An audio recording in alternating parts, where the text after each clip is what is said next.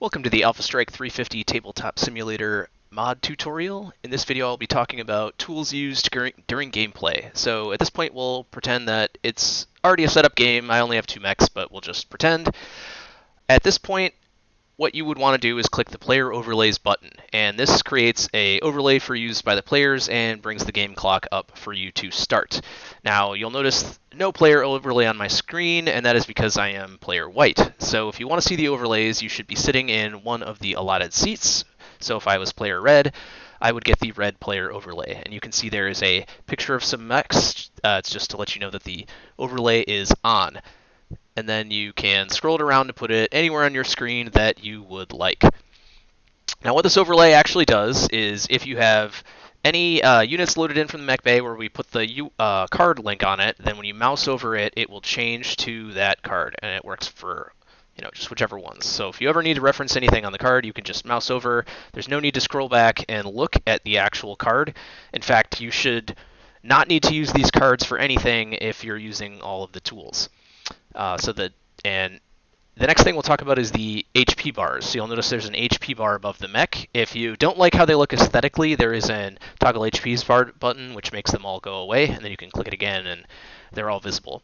Now, this HP bar is used to track all the information that would appear on the card that you would change. So normally you would mark crits, you would mark damage, and then tokens like heat. Those are all available to use with the HP bar. And the way that it works is if you just take one of the associated tokens and drop it on the mech. So for example, if you take a damage token and drop it on the mech, it will deal 1 damage to the mech, and you can see his armor has gone down 1 value.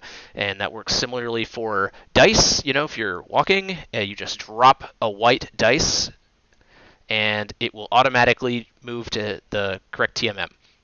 And you'll note that TMM of this mech is 2, so if you drop a white dice on it, it knows that it's a ground move, and at ground move you should have a TMM of 2. Now this calculation, it automatically accounts for heat and any engine or motive crits that may apply. It does not account for things like stealth, things like cover, or if it's a battle armor +1, that's not accounted for. It's just the default TMM, the color of the die. So if you jump, it'll add that. If it has jump, strong, or weak, it'll keep that. And then just things affected by crits. The rest you do have to keep track of yourself. All right. Now for the dice, if you want them to go away, you just click on it and it disappears. Alternatively, at the end of the round when we need to clear all of them, there is a button here for clear TMMs. And let's just as a demonstration, if you click clear TMMs, it clears all of the dice. Additionally, heat tokens, if you want them to go away, and multiple heat stacks up, you can see how many are on there. You just click it and it'll downgrade it by 1. And if you keep clicking, they will eventually go away. Now, crits, motive crits, and damage, there isn't a easy way to make them go away because normally in the gameplay those don't go away. But if you need to, for example, I dropped a weapons crit on and it was incorrect. There's hidden buttons on this, so one of the buttons is in the center. Basically click on the word armor, and this will pop up. It will show the cards. This is kind of an antiquated application before I developed the overhead overlay. But yeah, if that's not working, this is another way to make it. And then up here are buttons to remove the associated crits. And if you don't like some aesthetic about the HP bar, if you want to make it higher or lower, there's some height buttons to change its height. You can change the rotation and you can change the scaling. So if you want to make it, for example, bigger, you can click that, it'll be bigger, or you can click to shrink it. And then to make all this go away, you again click that same button in the middle. Now if you want to affect the armor and structure, there's another hidden button. Basically click on the armor numbers and it'll bring up a set of arrows, and you click the same spot to make it go away. Excuse me. Now, while you're shooting, there's some keyboard shortcuts that I've made, and they are listed down here in the right side of your screen. And so if you want to bring out a white dice, you can mouse over the unit, and then you just click numpad 1, and a white die will automatically come out and drop onto the mech.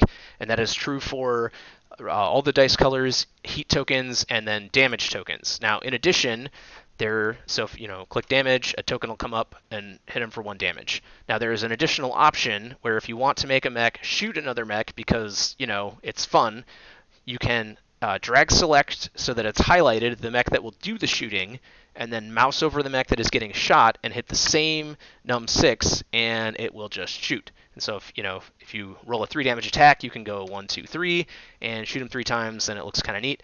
It will bop the mech around and then snap it back into place. Now, the last keyword shortcut is line of sight. There's the rule for where you use like a cylinder instead. It's I forget what it's called, but basically, if you have a mech selected and so in this case I had this one selected, and you click 9, it will snap the camera down to the center of the mech you have, and you can zoom in and out to check line of sight. And then if you don't have any mechs selected and you just mouse over a mech and click 9, it will put one of the accurate line of sight cylinders that should be appropriate to the size of the model. So for a mech, it's 2 inches tall, 1 inch wide, I believe, or 1.25 inches wide. And to make them go away, you just mouse over no units and click 9 again, and all of them will go away.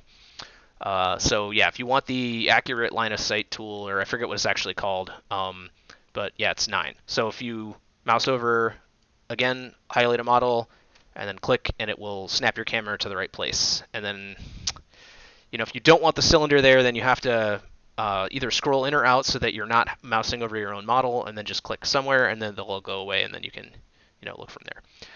Any feedback on how this tool works, just go ahead and let me know.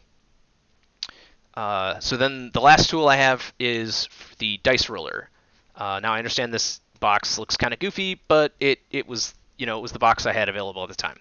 So when you're gonna roll dice, I have some buttons here so if you click one of the buttons, it will pull out that many pairs of dice and roll them for you, and then read out the results for you for readability. So in this case, let's say I'm doing a medium range shot, and I know that I need it's 14 inches, so yeah, it's medium range.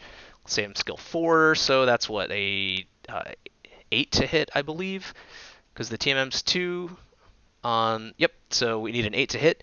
So in that case, rolling 4 dice, you just click the 4, it'll pull out full 4 pairs of dice, roll them all, and then after a time when they should all be done rolling, it will update the results. And the way basically to read this quickly is the top number is the threshold you need to meet, and the number below it is how many results meet that threshold. So in this case, if I needed an 8 to hit, I have no hits. If I needed a 4 to hit, I would have 3 hits. So this is a pretty low roll. And then, to check for crits, you just see if there's any in the 12, that means you rolled a crit. And that should be, yes. So anytime you click one of these buttons, it clears the dice and enrolls new dice. So when you're rolling initiative, you do have to take turns. There's no way to roll at the same time. That's interesting. I don't know what that error is, but I'll have to look into that.